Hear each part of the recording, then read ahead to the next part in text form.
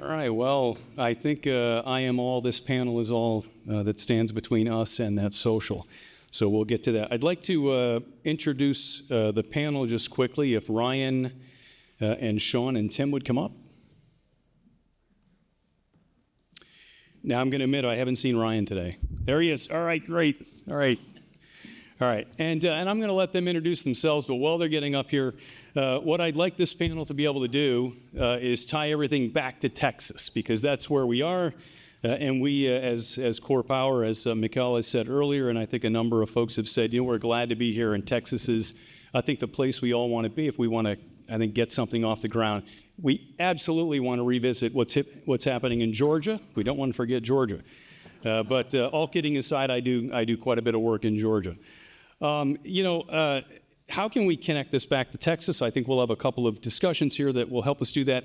One connection that I have to Texas, I don't have many connections to Texas, but one of the connections I have is, as a young sailor, my first deployment back in 1988, I spent time on USS Texas. It was a nuclear cruiser.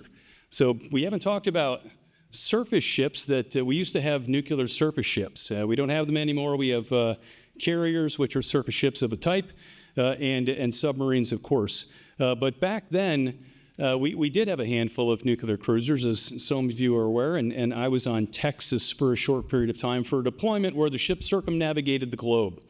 Now, fast forward, I don't know what it was, 32 years, I commanded my own cruiser. It was a conventional cruiser, gas turbine engines. And we held 653,000 gallons of marine diesel fuel on board. And I circumnavigated the globe in 2019 as captain of that ship. And we had to refuel that ship every 4 to 5 days, receiving anywhere between 250,000 gallons to 400,000 gallons, depending on what the operational requirement was. And so 43 times refueling that ship at sea, 250,000 to 350,000 gallons.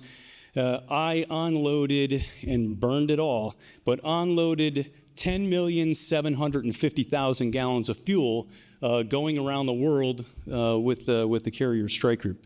That's a lot of fuel. But 30 years before that, Texas did it right. And we are of the belief that Texas is doing it right again. I think Governor Abbott's office and the State House, they've done an awful lot of great things in the last couple of months. We're probably not going to talk specifically about all those things on this panel, but we will have a few questions, and we'll try to relate our discussion to what's happening in Texas. So with that, I'll start with Ryan, and then Sean, and then Tim. So if you could introduce yourselves. Hi, Ryan Nielsen. I'm a director with the investment banking team at Citi. We formed an energy transition group about 5 years ago that's focused on decarbonization-related technologies and have put a focus on nuclear technology specifically as a critical component in the global energy mix. So we've been very active through the sector. I think we have a number of things that we find very exciting about it. Maritime nuclear is one application. There's a lot of other industrial and grid type of applications that I think we'll get into today. But from a financial standpoint, we also think there's a lot of different financial products that are going to be needed by the industry and globally. So very excited to be here today. I'm Sean White with Amentum, publicly traded company, 50,000 employees, headquartered in Chantilly, Virginia. Do work across the nuclear value chain, both in the United States and the United Kingdom, involved in power projects, SMRs, gigawatt scale reactors, some fusion related work as well. We're also a very significant support contractor to the U.S. Department of Defense. So really interesting topic for security reasons, energy security, national security, and just delighted to be here today. Hi, my name is Tim Williamson. I'm the Director of Regulatory and Public Affairs for NOV Shepherd Power. We are a company that is looking to buy, own, and operate and deploy advanced nuclear solutions for industrial customers, Particularly, we're looking in the smaller reactor range, and we're looking for customers who are off the grid. NOV is a company, we have our roots in traditional energy manufacturing. We are one of the largest oil field equipment suppliers in the world. And save for a few countries that we can't do business with, there's probably not a rig in the world that doesn't have at least one piece of kit that we've delivered. We spent a lot of time working with the shipyards in South Korea during the last offshore rig boom, helping to deliver 6th-generation drill ships, and really living the technology development and manufacturing cost curve reduction that whole boom saw. And so we like this space. We think that there's opportunity here. We think that the needs for power for our traditional customer base in the oil and gas business, plus others like data centers and other industrials, presents a really good fit with the technology of advanced nuclear. My background, I was a submarine officer in the Navy at 12 years active duty, and retired in 2021 as a reservist, as a submarine reserve component sailor. And so had a lot of experience. My early career was obviously very nuclear power heavy. And when I left active duty in 2013, I was like, oh, thank goodness I never have to deal with nuclear power again. But, sorry, Admiral. But here I am, and very excited about it, and looking forward to deploy some of these units into the field. All right, thanks. Hey, as you can probably see, I've been having probably a harder time with the slides than others have. But I'll try to get the slides right as folks are talking. Tim, though, you just told us a little bit about Shepherd Power, and you guys, your team is committed to delivering proven nuclear energy solutions to shrink the carbon footprint and maximize the operational uptime to really get to the point of providing an economically competitive price point. So, when we see that, when you say it, when I see it on your website, what does that look like? Nuclear energy solutions. What does that look like to Shepherd Power NOV? Yeah, I think really what it looks like to us is first of all taking a step back and looking at big trends. One of those trends, obviously, is the world is demanding more and more energy of all types. I think we talked about that a little bit earlier this morning. Maybe Greg hit on it. But there's no expectation that there is going to be a reduction in the need for oil, gas, nuclear, all of these energy sources. If you got some good friends over at Veriton here in Houston, and Arjun Murty, who's one of their partners, Goldman Sachs background in energy, likes to talk about how the rest of the world, if we just brought them up to a quarter or half the standard of living in the developing world all the way to where we are, we're talking about hundreds of millions of barrels of oil equivalent more than we're seeing today. And so we see that sort of general rise in energy need. I think that's one trend we're looking at. Obviously, we're looking at decarbonization trends as well. We're looking at the desire to, the ambition that these companies have to reduce their overall carbon footprint. And we're looking at constraints like we discussed transmission and distribution. I think it was during the port power conversation. Generation in many ways is the easy part. T&D is very, very challenging. And T&D, as we, particularly here in the state of Texas, we're dealing with this. It's a very big state, and the ability to get transmission and distribution to remote areas, particularly where our customers operate, places like West Texas and even into eastern New Mexico, there are real constraints there. And so, what are the kinds of technologies that can deliver the solutions that will allow customers to grow their business, operate profitably, achieve these ambitions towards carbon reduction? And we think that advanced nuclear fits that bill. So we can go into that some more later, but that's sort of how we're looking to position ourselves. And we find ourselves in a particular spot in the value chain where we are talking directly to the off-takers and then turning around and having conversations with the development community to try to complete that value chain all the way the last mile to the end customer. Okay. Anyone else? Sean, you have anything on that? So I know you guys, with what Amentum does, I mean, there's a clear connection there between the two. Yeah, absolutely. We're involved in a lot of energy geeks around the world. Totally agree with Tim that, humanity needs more energy, and nuclear is, I think, we heard a lot of things today dating back to the 1950s and 60s. It blows me away that we've had a nuclear ship before in the United States. We've had floating nuclear power plant in the United States. We will get there again. And we think the promise of maritime for nuclear, for humanity, and particularly for the United States, is a great opportunity. As a lot of us know, the U.S. is between a rock and a hard place when it comes to nuclear technologies internationally, in terms of we've been frozen in amber, as I like to say, for the last 4 decades.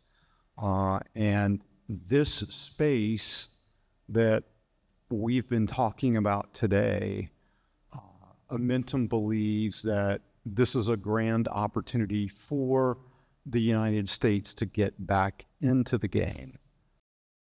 Think about what SpaceX has done to the commercial space launch industry. That is dominated now by that US-based company to the tune of 80% of the global market for that. And certainly in my view, this space has the potential to do that for the United States. Well, Ryan, from a city perspective, I mean, what are the obstacles to achieving the competitive price point and some of the other things that Tim and Sean have discussed? Yeah, I appreciated the comments because I think that something that Tim and his team are doing is helping solve some of the obstacles to financing, actually, by stepping into an ownership role. So I think that there are some market gaps right now that exist to broader adoption of nuclear. Nuclear is a great enabler for economic growth. There's a lot of tailwinds that are supporting it right now, and a lot of reasons to get excited. I think if you look at anything touching nuclear in the public market right now has been on a tear for the last 9 months, or even really more like 18 months at this point. There's been a clear linkage drawn between nuclear and data needs. So, and both of those are security linked. They're both economically linked to wealth creation and job creation, and also both are now linked to national security initiatives and just the global force projection and the future of our country and our allies. So there's a lot of things, a lot of that's getting priced in. There's huge option value that's being realized by investors. That's why there's a bit of I would say even a disconnect in how the market is reacting to news, because it's difficult to price. But I think the expectation is that there's a huge opportunity. Now, like turning that into, what that means is that there's a window where technology vendors, power producers, and others who are part of the value chain for nuclear can raise money efficiently in the public market. I'd say the private market is probably lagging a bit relative to the public market, but I'd say there's a growing amount of education just generally, where there's investors who are now able to differentiate between technologies, able to understand the role that nuclear can play in a variety of end uses. So I think that there's been a few that have gotten a lot of attention. I mentioned data centers, but I think even industrial heat, and then of course grid power, remote applications. There's been a lot of different things that have been resulting in growing momentum for the industry and an excitement and an ability to raise capital. I think that there still are a lot of gaps, though, right? That's a lot of that's at the corporate level, raising growth equity, when what we need is to unlock other financial mechanisms that will allow for construction to proceed. So there's a lot of design work, and designs need to mature. You need to build a pipeline of opportunities to deploy. You need to scale up organizations. You need to take on a lot of high risk capital right now to push the, I would say, not just advanced nuclear, but even conventional nuclear, just to advance the envelope and advance the discussion. There's been a lot of government support even for supply chain, uranium revitalization, extraction and enrichment revitalization, building out the supply chain, building domestic capability. But I think there still are other gaps, and a lot of that is just going to it's a lot of things moving kind of in parallel. I don't think it's one specific thing that's going to unlock the next wave of capital in the private market, or I guess the golden egg everybody's after is institutional capital and bankability of projects. And that's when you start deploying tens of billions of dollars against specific individual projects. But we're within a short number of years where we need to figure that out. A single advanced data center is 2 gigawatts. That's 2 AP1000s. So it's, it can, in the metrics of, $10,000 a kilowatt, you're talking about $20 billion plus projects for a single deployment, right? So this is hundreds of billions of dollars that has to get deployed. That means that there's a lot of financial blueprints that have to get put in place. And I think, there's a risk register we have to step down, and a lot of different types of capital that have to come in at different stages. Yeah. So, so should that, the hundreds of billions of dollars that needs to, that we need to see the investment in. All three of your companies, deal with those kind of investments in one way or another. Should that scare, really over to any of you, should that scare this audience? I don't know how it wouldn't.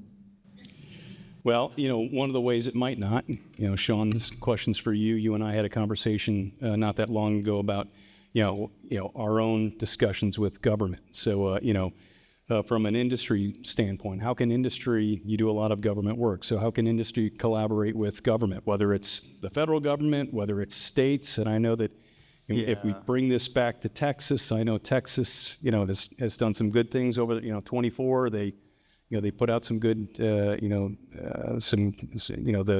governor's working group project that was released back in November that commits to some investments in the private, some public-private partnerships for Texas anyway. So, Sean, what about whether it's the federal government, whether it's states, FNPPs or shipping? What are you seeing to relieve some of the stress off? A couple of thoughts. A big theme that came out today was nuclear requires a lot of government care and feeding. I think from Amentum's viewpoint, doing a lot of business with the Department of Defense, we think that DOD is a natural home to go do what Chris was describing earlier, a demonstrator for a floating nuclear power plant. DOD has done that in the past. They have their own regulatory authorities under the Atomic Energy Act. I think Congress is going to need to provide the department some direction. There are already existing nuclear power-related programs within Department of Energy or within Department of Defense that are kind of all in different pockets within DOD, not really connected. Really interesting things that have transpired related to Project Pele. We heard about that today. We have this relatively new part of Department of Defense called Defense Innovation Unit that is actively working, looking at nuclear power for installation energy resilience. You got the Navy that expressed an interest. So we think that the Department of Defense is the right partner to work with private sector consortia, including companies like Core Power and others, in conjunction with states. And I'll add, the industry has got to get to the point of testing real things in the real world, physical things. One thing that I find fascinating about Texas is the announcement last week out of Texas A&M where they're going to open up the Rellis campus for developers to go deploy, test, and demonstrate fueled reactors.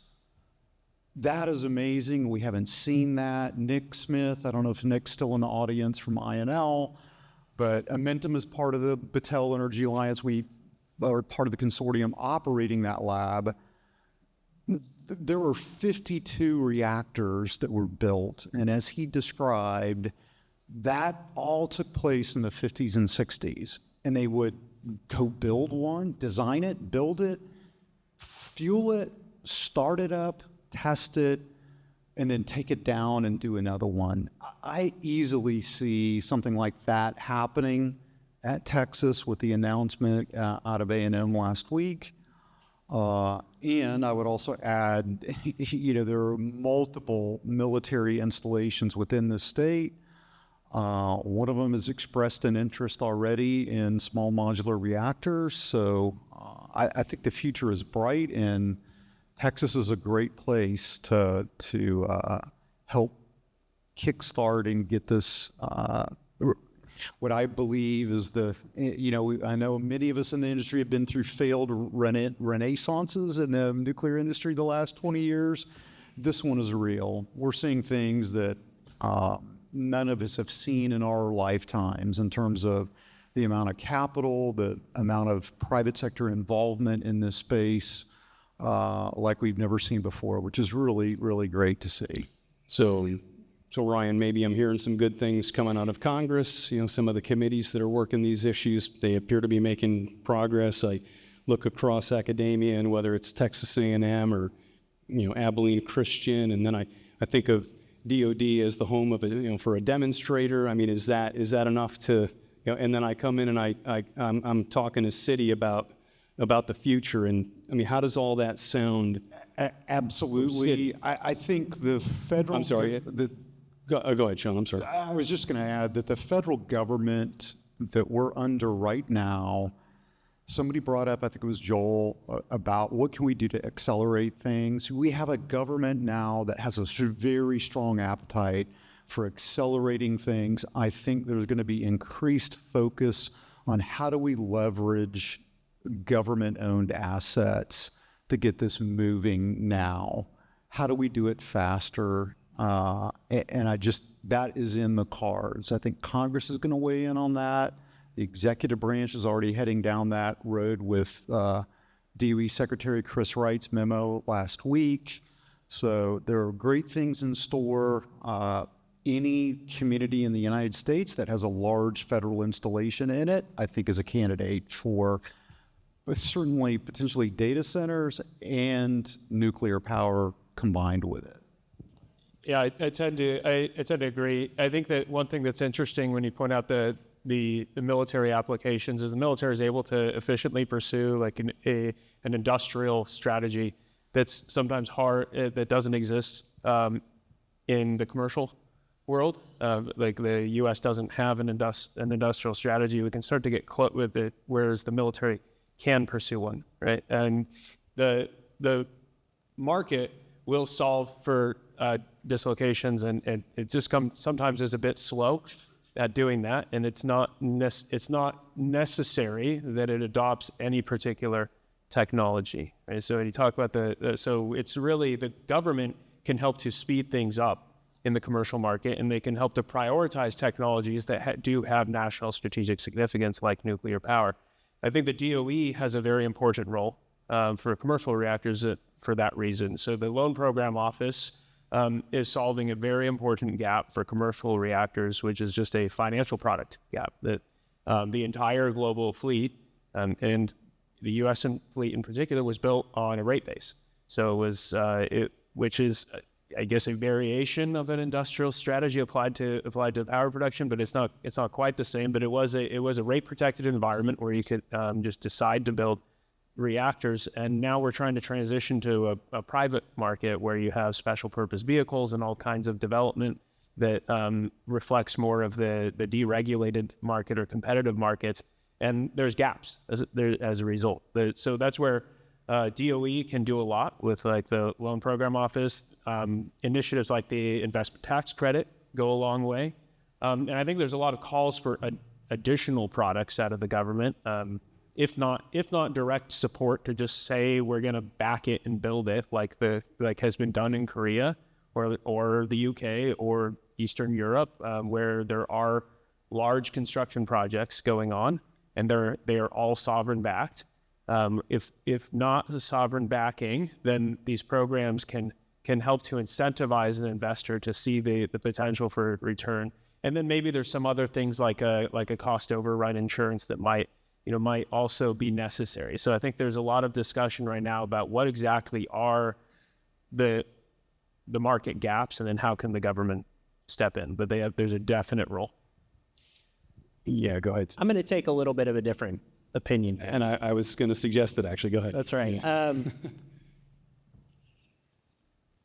We go to a lot of conferences and we hear a lot of questions about, well, what can the government do to help? How can it speed things up? And I think there is certainly a place where there is help the government could provide, but I don't necessarily think it's the kind of help that this industry needs in reality. If we think about the history of nuclear power in the United States, we started with naval reactors, right? So there's clearly a national defense impetus there, right? Cost is important, but it's not the chief objective, right? It's getting submarines to sea, getting aircraft carriers to sea, national defense. And then we move into the civilian world. We look at monopoly utilities, and we look at lots of controlled markets, right? We don't have a lot of free markets. I mean, ERCOT's maybe kind of free, but in reality, it's still regulated. So nuclear in the United States has always somewhat been a government-controlled and government-supported industry. And I think what we need is something radically different. I think what we need is real industrial customers with a real business case to drive real investment. You're talking about taking risk, Ryan, right? If every reactor developer out there, and we've spoken to many of them, but if we're always waiting for the next government grant, the next bill to pass, cost overrun insurance, if we're always asking for things and waiting for these things, what does that do to the creativity around our designs, around our business models? Are we delivering real value at the end of the day? Because I would argue that the only time you really deliver real value is when you get customers who are willing to pay free and clear for the service you're providing. I think those opportunities are there. Believe me, I think looking at the technology as it's developing, and looking at the customers and what we've heard today in the maritime world and the customers that we talk to, there is real opportunity. There are business cases. But we need to be very, very careful that when you ask for the government's help, you get the government's help. I mean, just look at things like the HALO availability program, right? We've got a DOE-funded program that's supposed to provide HALO to advanced reactor developers, and that thing has been continuously delayed. The bids have been late to go out. There's not a lot of transparency around it. You have the change of administration, right? So now there's new priorities. So my plea to the development community, or even on the customer side who's looking, who are looking for government guarantees, is let's get creative and try to figure out a way to do it without the government. And if we really, really need their help, so for instance, if we need help with regulations, let's go ask for that, right? That's ways the government can help, is helping to streamline the regulatory environment. Yeah, Tim, I think that's great. I was in Austin on Monday, meeting with a couple of state congressional members and the Texas Public Utility Commission, Commissioner Jackson, and that's the kind of sense I got. And if you look at what Governor Abbott, what his team put out, I think, and you look at the seven recommendations from the working group from November. I mean, it was really about less regulatory constraint. It was more independence. It was, at least the way I read it anyway, it was identifying the reactor developers, identifying the supply chain, looking for gaps, who are the end users, and actually making something happen. And, if you read the document that Texas put out, that Governor Abbott's team put out, I mean, Texas feels it's ready to go. Let's get moving. We've got a plan. Let's get after it. And they specifically said, we're not waiting for the federal government to say go. Let's make this happen. And I thought that was pretty exciting. Anybody who reads the document, I think, can get pretty fired up about it. And Texas seems to be. And I thought Shepherd Power is exactly on that same track from what I can see. Unless we have any other thoughts, we'll go to the audience for questions. but we'll come back around for some final thoughts after the questions. All right, questions. Who's got some questions? We got a question about down here in the front. We got one right here. Alberto Morandi, I'm with Gusto SC, which is a brand of NOV, so I'm a colleague of team. Yeah, and I had an earlier question on timeline, so the logical next question is cost. How much advanced nuclear cost in US dollars per megawatt hour? That is an excellent question. I will say that, when we started our journey several years ago, talking to customers and talking to reactor developers, and then beginning to talk to the NRC, the chief risk in the mind of our customer base was regulatory. It's like, hey, this technology sounds great. We really like it. We think there's potential applications here, but we're just not sure that the regulator is ever going to license these things quickly enough or efficiently enough to actually make them deployable. And we said, okay, well, let's go tackle that problem. So we spent the last 14 months ish alongside NEI, see Marty here, and other folks in the industry petitioning the NRC with some specifics around how do we advance the regulatory piece to get to a rapidly deployable regulatory model. I think I can safely say that although we don't have all of the solutions in place yet, there has been enough creative thinking and enough things that the NRC already had in the works, plus with the passage of the ADVANCE Act, some direction from Congress along efficiency and really taking into account the fact that these are much safer and largely smaller reactors than what we're talking about with large power plants, that I think we see a path through.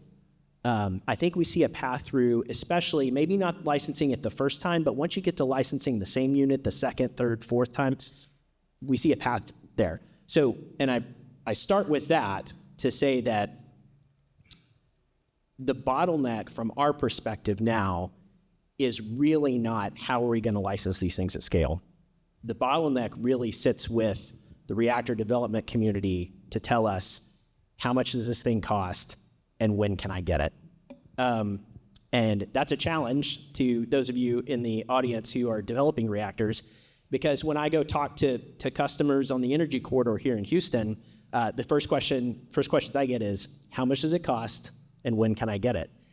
And as a service provider, there is an entire level of O&M that has to go on top of whatever capital expenditure I have to make to deploy these. And it's very difficult to build an O&M model when designs aren't matured and the timelines that for reactor development were, 5, 10, 15-year timelines. Well, capital investment decision cycles for our customer base are 2 to 3 years out, right? So we have a mismatch in the industry right now between what developers are saying they need to get to those cost estimates and the decision, sort of the FID cycle for our customer base. And so that's a long way of saying is we don't know.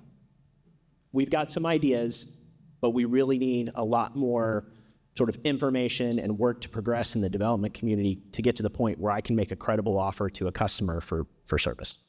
Yeah. I think there's also like a segmentation that has to occur to answer that question. So there's a lot of emphasis on micro or small reactors, and conventional reactors are being built right today. And even then, getting an accurate cost estimate can be challenging. But globally, it has been demonstrated that we can build nuclear reactors that are cost competitive. Mm-hmm. So maybe that wasn't true as briefly as 5 or 10 years ago. But in the current power markets, I think that there's a lot of different parts of the world that are finding that the nuclear power is in fact cost competitive, and maybe that's I think that you could construct in the 80 to low hundreds per megawatt hour when you're talking about gigawatt scale deployments. Gigawatt scale is always going to win on a dollar per megawatt basis, just because of the economies of scale that that can provide. But I would say a point that I would say with regard to the emerging technologies and micro or SMR is that there's a increased willingness to pay now that didn't exist before as well. So although the prevailing grid market may be in that kind of territory that I was mentioning, I think that there's other markets that are willing to pay a lot more, where you're displacing diesel or nat gas engines or generators, or if you're providing to a critical application like data centers. And in some of these cases, I think you'll find folks willing to pay $120, even up to $200 per megawatt hour. And the last note that I'll say is I think despite all the uncertainty and some of the black eyes that the industry has gotten from first-of-a-kind construction projects and first-of-a-kind like at the Vogtle plant, I think that there's been a lot of progress and a lot of learning out of these first construction projects, such that I think we are getting to the place where Tim was mentioning, I think we just need to get creative about how to build these things too. And that means that there are a number of either procurement or materials or elements of the work package that are actually highly predictable. It's not the entire project that is somehow unpredictable. There are elements that, so just from a risking standpoint, when you're trying to bound exactly how wide or your margins need to be for a construction project, I think people are getting sophisticated now, even for these big builds where they're starting. I think what you see this with these integrated project development models that are emerging, and what's going on with at the Darlington site with GE Hitachi, and they're making a lot of progress against that project, and are able to have stakeholders who are taking their own scope of work. Taking responsibility for their own scope of work and dividing it in a way such that they're able to limit the amount of uncertainty, even though it still exists. So I think there's a lot that has to happen, and and a lot of the lessons that are maybe being tested on the bigger side of things also are going to create the right workforce and the right supply chain support and the certainty that needs to exist, that we can get to a much more predictable and scalable model instead of just doing these one of a kind builds. I would just add that the whole nuclear for maritime space has an advantage in that it's small. The nuclear component of the ships or floating nuclear power plants that you're looking at are small. So these things will be built in a factory. You look at what's happening in the data center space right now, particularly the interest and shift of the industry to behind the meter power solutions. Those are natural gas based, and they are Legoized in their approach, right? They go buy a whole series of GE Vernova or Solar turbines that are 25, 30 megawatts a pop. These things come on a 53-foot semi-tractor trailer flatbed. Yeah. That is where nuclear reactors of this size, being able to make them, for the most part, inside of a factory, that's where I personally think that's where all of this is headed. And the degree of creativity and entrepreneurial spirit and sheer number of companies in America working on that is just, it delights me to no end. And you go meet with some of these companies that are started by a bunch of youngsters, many of them right out of school, lots of ex-SpaceX people working in the industry, which I find also very fascinating, particularly if nuclear for maritime has the potential to go the route of how SpaceX disrupted commercial space launch around the world. That is really exciting. The fact that the reactors are small, I think is hugely advantageous to this space. And these will be built in factories. And there are companies here in Texas that are working on that. All right, thanks. Another question? Redstone Arsenal. Redstone Arsenal, does that ring a bell? Redstone Arsenal in Alabama. Yeah, they decided to privatize that weapons research outside of the military base. So they brought in Grumman and General Dynamics, Raytheon, and every DoD contractor you can imagine, and built what we now know as Huntsville, which is referred to as Rocket City, even though they don't launch rockets there. They have more PhDs, the highest concentration of PhDs in any other city in the United States, and real estate's going for over $2 million an acre, and don't even think about manufacturing anything because it's absolutely off the charts, utilizing infrastructure, utilizing workforce, supply chain, and all the other components that the base already provided to create a public-private military collaborative opportunity. It seems to me like that's what we should be doing with this maritime nuclear research and development. Find a base that already has nuclear reactors, small modular reactors, and collaborate with them, bring in private industry, and at the end of the day, find new ways to share your R&D so we can move the ball further down the field. Now, Ryan, Richmond just announced a 1 gigawatt data center development on 350 acres. Virginia ain't got a gigawatt, but they announced it, and there's 6 data centers there. Meta's there, Amazon's there, and some of those Alphabet kind of data centers are there all too, but they're all credit worthy. They're all well worth you investing in, and it's diverse enough so it's going to sustain. But they desperately need power generation. I'd finance that one. Absolutely, positively, especially if I had every one of them to guarantee me getting paid back, because right now I don't see how SMRs pay back how you pay back the money you need to build them, unless you're providing energy for data centers, or you're making hydrogen, or Dow Chemicals making chemicals funded by. So David, let me capture So my some of question that. is, doesn't it make sense to build these things around a facility or a military base? Yeah, and I think there's actually some examples of that. Yeah, there are multiple, and just I think many of us saw in the last week of the Biden administration, there was an executive order issued on data centers. The Trump administration that's incoming is considering that. There is an initiative inside the Department of Energy to evaluate their own sites for this. I live in South Carolina, adjacent to Savannah River, and there are studies that show potential locations for deployment of 71 SMRs.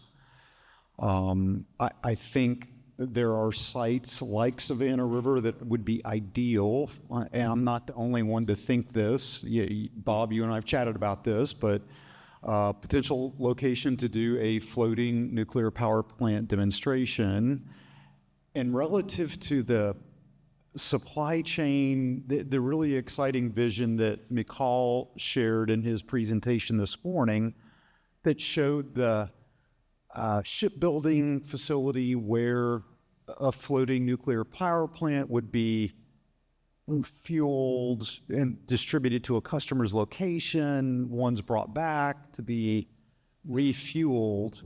When I see something like that, I think, this industry, the maritime nuclear industry, needs the maritime equivalent of SpaceX's Starbase in South Texas.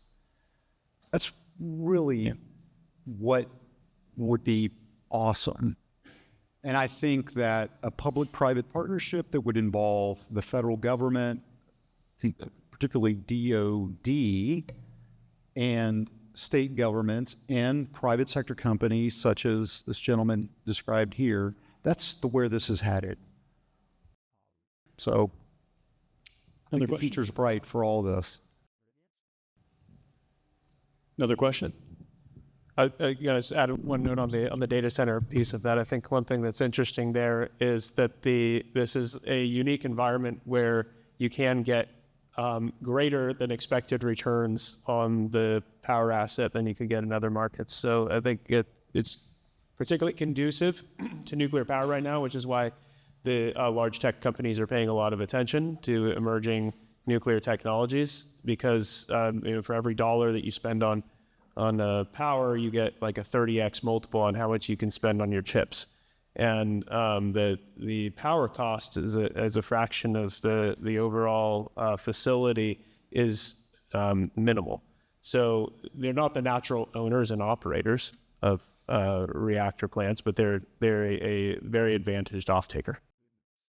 I would just add on to that what Ryan said. So consider this statistic. Over the next 36 months, there will be $1 trillion in capital deployed in the U.S. market for data center build-out.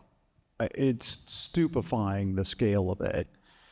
And I'll also add something that Admiral Richardson said up here, and that one of the presenters in the afternoon had, and that has to do with AI and advanced compute technology is changing this industry and many others in ways that we don't fully understand yet.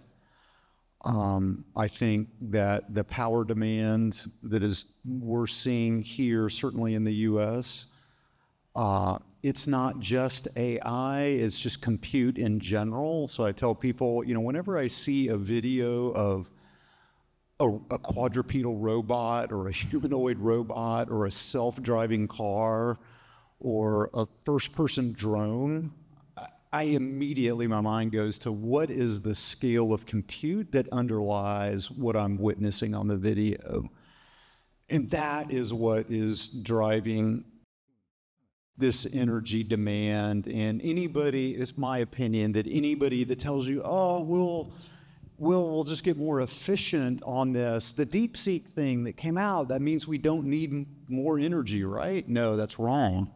It's just the opposite. We're going to need more, because as we make these models more efficient, people are going to use them more. We're going to figure out ways to harness that compute in new and varied functions that we haven't even considered yet. That's why we need this additional energy. And I absolutely agree with the Admiral that it's going to play a big part in all of this. So as we close out, kind of with that in mind, from your own perspective, your own company perspectives, it really does matter what people think. How they view, we may collectively take away one view of what has been heard today, whatever that might be. But if you're communicating with others within your circles, is it, as your final comments, how do you view that? How do you manufacture some narrative or your thought for City, Amentum, and Shepherd Power NOV when you're communicating this concept, new nuclear and maritime? How do you communicate that to them so that they're now educated, they have an understanding, they can make a decision for themselves on what they think about where they're going to invest their time, their money, their people? I'll take a first shot at that, sure. There's a lot of consortium building that has to take place, a lot of stakeholder buy-in that has to take place. I deal with that city. We have a global footprint. We have a lot of varied interest in a lot of different products. And so it's finding how this technology aligns against all of those things. Like how does this fit into different regions in the world? And then how are we going to deploy different, hedging products or treasury products or lending products and equity underwriting? So it's going to each of those stakeholder groups and then painting a different picture for them on what it means to them, and how big the opportunity, how big the wallet share could be over time. What are the different growth segments they should be paying attention to? And, we talked about a couple of them, but we've formed a view as a bank on what are the different areas that we see as huge growth opportunities that we're going to go after. So I think a lot of that, and then it's just getting everybody in the same room so that they're sharing notes when this stuff starts coming across their desk, and nobody's looking at things in isolation. So that's it takes a long time, but then I think that's the environment we have to create to get the right kind of creative thinking, where as a collective whole, the pursuit starts to make a lot of sense. Sean? I'll just chime in here with just having interacted with the anti-nuclear community, good chunk of my career. Things have changed in terms of how media is consumed in Western societies radically over the last probably 2 years, for the better, in my opinion. I think I would just encourage all of us in the industry to explore those new ways of communicating. If you're not on Substack, you should be. There's lots of great energy and pro-nuclear long-form journalism that takes place there. Follow some of the upstart companies in the nuclear space that are on X. I think that the comments about, the rise of AI and what does that mean for truth and propaganda and things like that. I think we're all called to be maximally truth-seeking in what we're trying to do. And the ideas discussed here today, I think, directly relate to human flourishing and help that. And that's what this is all about. It takes energy to live well as a human. And the ideas that we've talked about in here, Maritime for Nuclear, is a good thing for humanity. Full stop. Full stop. Around the world. And it's pretty exciting to be part of that. And I think we should all feel proud of that. And be prepared to tell that story. I think when it comes to the narrative around advanced nuclear, I rarely run into somebody when I talk about what I do and what we're looking into that people's eyes don't light up and get really excited. And on the one hand, that is a great feeling. On the other hand, you're always having to be cautious against the hype cycle, right? The devil really is in the details. And so, Mikhail was talking earlier about when he has conversations with folks behind closed doors, how publicly there may be a lot of support. When the boardroom doors close, it's a little more tenuous. And I think we all need to remember that at the end of the day, the people who are going to be ultimately financing new nuclear deployments are going to be end users. And end users have fiduciary responsibilities. And so we need to be very, very focused on cost and quality and delivery. When we tell the story of new nuclear, we need to be clear about what the challenges are. We need to be clear that the early ones are going to be really expensive, and there's going to be probably a lot of things that go wrong as we start these deployments. But we can also tell the story, as we have many times with lots of other technologies that we've developed here in the United States and around the world, how we know how to make these things more efficient. We know where the gains are, where the learnings are, and that ultimately, if we do reach this destination, when we reach this destination, that human flourishing and real value creation and standards of living rising is where we're targeting. And so I think you keep a long view on it, but make sure that you can go more than surface deep, because when someone scratches, you want to be able to have a sufficient amount of detail so that folks really understand what both the opportunities are, but the risks as well. Yep. Hey, thanks, Tim, Sean, Ryan. Thanks a lot. Great panel discussion. Really appreciate it. Thanks for being a great audience. And that's it. Thanks.